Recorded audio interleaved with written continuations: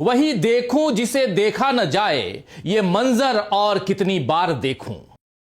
नमस्कार, मैं हूं राजीव और आप देख रहे हैं घूमता हुआ आईना। दोस्तों, ईरान पर जंग छेड़कर अमेरिका और इजराइल ने अपने पैरों पर कुल्हाड़ी मार ली है, लेकिन इसमें बाकी देशों का जो नुकसान करवाया है उससे दुनिया भर में अमेरिका के खिलाफ माहौल बन रहा है।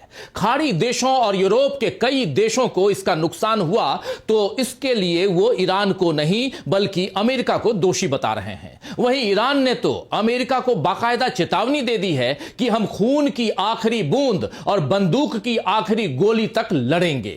ईरान के विदेश मंत्री सैयद अब्बास अरागची ने पोस्ट किया कि ईरान और अरब भाई सदियों से प्यार, दोस्ती और आपसी सम्मान की भावना के साथ साथ रहते आए हैं। अमेरिकी हमलावरों ने हमारे अरब दोस्तों की जमीन से बच्चों और मासूमों को निशाना बनाया। जहां तक ईरान की जवाबी कार्रवाई की बात है तो यह निश्चित तौर पर अमेरिकी अड्डों पर होगी। तो इस तरह के कई बयान हर रोज ईरान की तरफ से आ रहे हैं दोस्तों, जबकि डोनाल्ड ट्रंप अब नए नए बयानों और हरकतों से दुनिया का ध्यान भटकाने में लगे हुए हैं और बता रहे हैं कि ईरान कितना खतरनाक देश है। लेकिन दुनिया भी देख रही है कि युद्ध की आग असल में कौन भड़का रहा है। सब इस बात को समझ रहे हैं कि ईरान पर इस समय हमला बोलने का असली मकसद एप्स्टीन फाइल्स के खुलासों से ध्यान भटकाना है, क्योंकि उनसे पता चल रहा है कि अपने आप को शांति का मसीहा बताने वाले लोग असल में कितने बड़े दरिंदे हैं। दरअसल आयतुल्लाह अली खामनेई ने तो पहले ही ट्रंप को पहचान लिया था और अमेरिका की नीयत का कई बार खुलासा उन्होंने किया था। इसीलिए ट्रंप ने सबसे पहले उनकी हत्या करवा दी और अब ईरान पर दबाव बना रहे हैं कि वो अपनी मर्जी से नया सुप्रीम लीडर नहीं चुन सकता है। लेकिन ईरान अमेरिका के दबाव में नहीं आ रहा है, ये सब देख रहे हैं। ऐसी अंतरराष्ट्रीय साजिशों और कूटनीति को बेहद करीब से देखने वाले पूर्व प्रमुख विक्रम सूद ने कहा है कि ईरानी तो मरने तैयार हैं लेकिन अमेरिकी ऐसा नहीं कर सकते, इसीलिए यह युद्ध अभी लंबा खींचेगा। सुनिए जरा विक्रम सूद को। Well, it's difficult to assess how long it will take. But I think it will last longer than what the Americans thought it would, because they were hoping for a short, sharp strike and out. But the Iranians are playing a different game.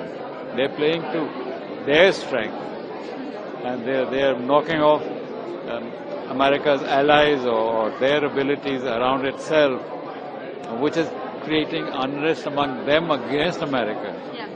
So that makes the war.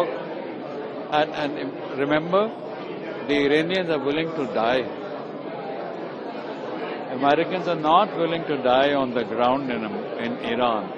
They're very, very nervous about body bags coming home. So they want to keep it air attacks or missile attacks as far as possible. But that won't make a difference in the short run. This war, I think, will go on for a little longer than most expected. तो यहां raw के पूर्व प्रमुख विक्रम सूद कह रहे हैं कि मुझे लगता है कि यह लड़ाई अमेरिकियों की उम्मीद से कहीं ज्यादा लंबी चलेगी, क्योंकि वे एक संक्षिप्त और तेज हमले के बाद निकल जाने की सोच रहे थे। लेकिन ईरानी अलग ही खेल खेल रहे हैं। वे अमेरिका के सहयोगियों को निशाना बना रहे हैं, जिससे उनके बीच अमेरिका के खिलाफ अशांति फैल रही है। याद रखिए, ईरानी मरने को तैयार हैं लेकिन अमेरिकी नहीं। यह बयान दोस्तों किसी राजनेता का नहीं है, बल्कि CIA और मोसाद जैसी खुफिया संस्थाओं से परिचित विक्रम सूद का है। इसीलिए मोदी सरकार को भी इस बयान को सुनना चाहिए, क्योंकि ईरान और अमेरिका इजराइल के बीच जो जंग छिड़ी हुई है, वो इन दोनों देशों के बीच की जंग का नुकसान भारत भी उठा ही रहा है। 1 करोड़ के करीब भारतीय खाड़ी देशों में रहते हैं, जिनकी सुरक्षा एक बड़ी जिम्मेदारी है, और दूसरी तरफ देश में ऊर्जा संकट भी दिखाई दे ही रहा है। जिस तरह सरकार ने घरेलू गैस सिलेंडर के दाम एकदम से 60 रुपए बढ़ाए हैं, वो दिखा रहा है कि हम बड़ी मुसीबत की तरफ बढ़ रहे हैं। विपक्ष इस बारे में लगातार सरकार को आगाह कर रहा है। अभी कल से संसद सत्र का दूसरा चरण शुरू होगा, तब भी विपक्ष इस मुद्दे को उठाएगा ही। लेकिन मोदी कुछ लोगों को बचाने और खुद को लोगों से बचने के लिए देश को मुसीबत में डाल रहे हैं। तो आइए दोस्तों, आज आईने की नजर से पड़ताल करेंगे कि क्या ट्रंप से बड़ा धोखा खा गए नरेंद्र मोदी, और यह भी समझेंगे कि ईरान की तरह हिम्मत दिखाना आज भारत के लिए क्यों जरूरी है। भारत और ईरान के रिश्ते करीब 3000 साल पुराने हैं और इन 3000 सालों में कभी ऐसा नहीं हुआ जब इन दोनों देशों में कोई खटास दिखाई दी। चाहे सरकार कांग्रेस की रही हो या बीजेपी की या अन्य मोर्चों की, इन संबंधों को हमेशा निभाया गया। बल्कि 2003 में जब वाजपेयी सरकार थी तो गणतंत्र दिवस पर मुख्य अतिथि ईरान के राष्ट्रपति सैयद मोहम्मद खातमी थे। लेकिन नरेंद्र मोदी ने संबंध निभाने की इस परंपरा को नहीं निभाया। खुद को अटल बिहारी वाजपेयी के उत्तराधिकारी की तरह पेश करने वाले नरेंद्र मोदी उनकी तरह विचारधारा और कूटनीति को अलग अलग नहीं रख पाए। आज भी देश में कांग्रेस समेत तमाम विपक्षी दल ईरान के साथ खड़े हैं। सोनिया गांधी ने तो बाकायदा एक लेख लिखकर मोदी सरकार को नसीहत दी है। अयतुल्लाह अली खामनेई की हत्या पर मोदी सरकार की चुप्पी को लेकर सोनिया गांधी ने घेरा। इंडियन एक्सप्रेस में प्रकाशित एक लेख में सोनिया गांधी ने कहा कि किसी सत्तारूढ़ राष्ट्राध्यक्ष की इस तरह की हत्या अंतर्राष्ट्रीय संबंधों में गंभीर विघटन का संकेत है। उन्होंने इस पूरे मुद्दे पर संसद में चर्चा की मांग भी की। सोनिया गांधी ने आरोप लगाया कि भारत ने न तो इस हत्या की निंदा की और न ही ईरान की संप्रभुता के उल्लंघन पर स्पष्ट प्रतिक्रिया दी। उन्होंने कहा कि प्रधानमंत्री नरेंद्र मोदी ने शुरुआत में अमेरिका और इजरायल के हमलों का उल्लेख किए बिना केवल ईरान की यूएई पर जवाबी कार्रवाई की आलोचना की। उन्होंने ये भी कहा कि बाद में प्रधानमंत्री ने गहरी चिंता जताई और संवाद और कूटनीति की सामान्य बात कही, जबकि हमलों से पहले यही प्रक्रिया जारी थी। सोनिया गांधी ने अपने लेख में संयुक्त राष्ट्र के चार्टर के अनुच्छेद 2/4 का जिक्र किया। उनके मुताबिक बिना औपचारिक युद्ध घोषणा के और कूटनीतिक प्रक्रिया के दौरान किसी राष्ट्राध्यक्ष की हत्या करना उस भावना के विपरीत है जो किसी भी देश की क्षेत्रीय अखंडता या राजनीतिक स्वतंत्रता के खिलाफ बल प्रयोग पर रोक लगाती है। उन्होंने तर्क दिया कि ऐसे मामलों में दुनिया के सबसे बड़े लोकतंत्र की ओर से सिद्धांत आधारित आपत्ति दर्ज नहीं होती तो अंतरराष्ट्रीय मानकों का शरण सामान्य हो जाएगा। तो नरेंद्र मोदी को एक साथ अंतरराष्ट्रीय कूटनीति, देश की संप्रभुता का सम्मान और हजारों साल पुराने रिश्तों को निभाने की नसीहत मिल गई। लेकिन नरेंद्र मोदी पुराने रिश्तों को छोड़कर जी हुजूरी करने में लगे हैं। मोदी के मन में ट्रंप और नेतन्याहू ने न जाने कितना डर भर दिया है कि अयतुल्लाह खामनेई की मौत का अफसोस करने भी मोदी ईरानी दूतावास नहीं गए और न ही उन्होंने कोई बयान दिया। सरकार की तरफ से विक्रम मिस्री गए, लेकिन पूरे 6 दिन बाद गए। इधर रायसीना डायलॉग में अमेरिकी उप विदेश मंत्री क्रिस्टोफर लैंडो ने साफ तौर पर कहा है कि अमेरिका भारत को वो व्यापक लाभ नहीं देगा जो कभी उसने चीन को दिए थे। इसी वजह से चीन आज अमेरिका का मुख्य प्रतियोगी बन गया है। इसका मतलब है कि अमेरिका के सख्त टैरिफ भारत पर किसी न किसी तरह से बने रहेंगे ताकि भारत महाशक्ति न बन सके। एक अदना सा अमेरिकी मंत्री, वो भी उप विदेश मंत्री, हमारे ही घर में घुसकर हमें सुना गया और पूरी मोदी सरकार मुस्कुराती हुई सुनती रही। उसने जरा सा भी विरोध नहीं किया।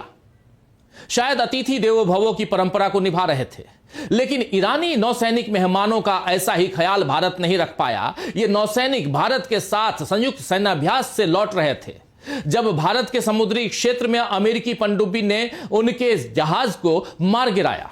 मोदी इस घटना पर अफसोस भी जाहिर नहीं कर सके। आपको बता दो कि प्रधानमंत्री पद के पहले कार्यकाल में नरेंद्र मोदी ने हिंद महासागर को रणनीतिक लिहाज से सबसे खास बताते हुए सागर नाम से एक कार्यक्रम की शुरुआत की थी। सागर का मतलब security and growth for all in the region था। मोदी द्वारा 2015 में शुरू की गई इस समुद्री पहल का उद्देश्य हिंद महासागर क्षेत्र में शांति, स्थिरता और समृद्धि सुनिश्चित करना था। लेकिन अब उसी क्षेत्र में हमारे मेहमानों के जहाज को अमेरिका ने मार गिराया और मोदी बड़ी सुविधाजनक तरीके से उसे टाल रहे हैं। एक वीडियो देखिए जिसमें 2015 के मोदी के बयान को अब 2026 में एस जयशंकर कैसे खारिज कर रहे हैं। The Indian Ocean region is one of my foremost policy priorities. That is, please understand the reality of the Indian Ocean. So the idea that, somehow the Indian Ocean is limited to only the countries of the Indian Ocean, others aren't there. The Fifth Fleet is based in Bahrain. तो मोदी एक तरफ Indian ocean reason को अपनी सर्वोच्च प्राथमिकताओं में शामिल कर रहे हैं, वहीं एस जयशंकर ने कहा है कि ये वैसा क्षेत्र है जहां पर इस समुद्री क्षेत्र के देश के अलावा और भी बाकी के देश मौजूद हैं। मतलब हम इस हमले पर कुछ बोलने की हालत में नहीं हैं, भले ही अमेरिका ने हमारे इलाके में घुसकर हमारे मेहमानों को मारा हो। कांग्रेस ने इस वीडियो को शेयर करते हुए लिखा है कि दोनों में से कोई एक तो झूठ बोल रहा है। मोदी सरकार की कायराना चुप्पी का ही नतीजा है दोस्तों कि अब अमेरिका से न केवल ट्रंप बल्कि उनकी कैबिनेट के लोग भी भारत के बारे में उटपटांग बयान दिए जा रहे हैं। आप जानते हैं कि अमेरिका ने रूस से तेल खरीदने के नाम पर 25% का जुर्माना टैरिफ हमारे ऊपर लगाया था। जिसके बाद भारत ने रूस से तेल खरीदना रोक दिया। लेकिन अब अमेरिका का बयान आया है कि हम भारत को रूस से तेल खरीदने के लिए 30 दिन की मोहलत दे रहे हैं। कायदे से तो इस बयान को सुनने के बाद किसी का भी स्वाभिमान आहत हो जाए कि एक संप्रभु देश को मोहलत देने की हिमाकत आखिर अमेरिका ने कैसे की। लेकिन मोदी ही असल में इसके लिए अमेरिका को शह दे रहे हैं। अगर ऑपरेशन सिंदूर के वक्त में ही की गई बदजुबानी के लिए मोदी ट्रंप को फटकार लगाते तो आज उनके मंत्रियों की हिम्मत नहीं होती कि वो हमारे देश के बारे में उठपटांग बोलते, मगर ये अब हो रहा है। अमेरिकी वित्त मंत्री स्कॉट बेसेंट ने फॉक्स टीवी के एक शो में कहा कि भारतीयों ने बड़ी कुशलता से काम लिया है। हमने उनसे रूसी तेल खरीदना बंद करने को कहा और उन्होंने ऐसा किया। अब हमने उन्हें रूसी तेल खरीदने की अनुमति दे दी है। बेसेंट के इस बयान को शेयर करते हुए कांग्रेस ने लिखा, अनुमति भारत के लिए? 140 करोड़ लोगों का देश वाशिंगटन की मंजूरी का इंतजार कर रहा है। ये एक समझौतावादी प्रधानमंत्री की कीमत है। भारत ने स्वतंत्रता के लिए लड़ाई लड़ी ताकि कोई भी विदेशी शक्ति हम पर अपनी शर्तें न थोप सके। फिर भी आज एक कमजोर प्रधानमंत्री के नेतृत्व में अमेरिका खुलेआम भारत को अनुमति देने की बात कर रहा है। ये कूटनीति नहीं है, ये अपमान है। भारतीय किसी और की लिखी कहानी के पात्र नहीं है। प्रधानमंत्री मोदी, इस बयान पर आपकी चुप्पी बेहद चुभती है। भारत की जनता स्पष्टीकरण की हकदार है। तो कांग्रेस ने मुख्य विपक्षी दल होने के नाते जनता की तरफ से सरकार से जवाब मांगा है। हालांकि यह तय है कि मोदी सरकार इसका जवाब नहीं देगी। कल से संसद सत्र जब शुरू होगा तब भी कांग्रेस समेत तमाम विपक्षी नेता ईरान का साथ न देने का मुद्दा उठाएंगे। मोदी से पूछा जाएगा कि उनके इजराइल दौरे के बाद ठीक बात कहें तो यह हमला हुआ है, तो क्या नेतन्याहू ने जानबूझकर मोदी को अंधेरे में रखा या फिर उनकी सो कॉल्ड दोस्ती की परवाह नहीं की? ईरान ने जो पलटवार करते हुए खाड़ी देशों में बने अड्डों और अमेरिकी दूतावासों को निशाने पर लिया, उसमें भी भारतीयों की जान पर खतरा बना। इधर हॉर्मुज स्ट्रेट बंद होने से भी भारत को बड़े नुकसान की आशंका है। मगर मोदी इन सब की परवाह छोड़कर चुनावी प्रचार और बिहार में बीजेपी का सीएम बनवाने में लगे हुए हैं। इधर ईरान जो इस समय युद्धग्रस्त है, जिसने 150 बच्चियों समेत कई मासूम नागरिकों को अमेरिकी हमले में खोया है, वो अब कह रहा है कि खाड़ी देशों पर हमला नहीं करेगा। राष्ट्रपति मसूद पेजिशकियान ने ईरान के सरकारी टेलीविजन पर एक वीडियो संदेश में कहा है कि मुझे लगता है कि उन पड़ोसी देशों से माफी मांगना जरूरी है जिन पर हमला हुआ है। पड़ोसी देशों पर हमला करने का हमारा कोई इरादा नहीं है। राष्ट्रपति पेजिशकियान ने शांति और सुकून कायम करने के लिए क्षेत्र में सहयोग करने की अपील की। उन्होंने कहा कि सेना को ईरानी नेतृत्व का एक फैसला जारी किया गया है।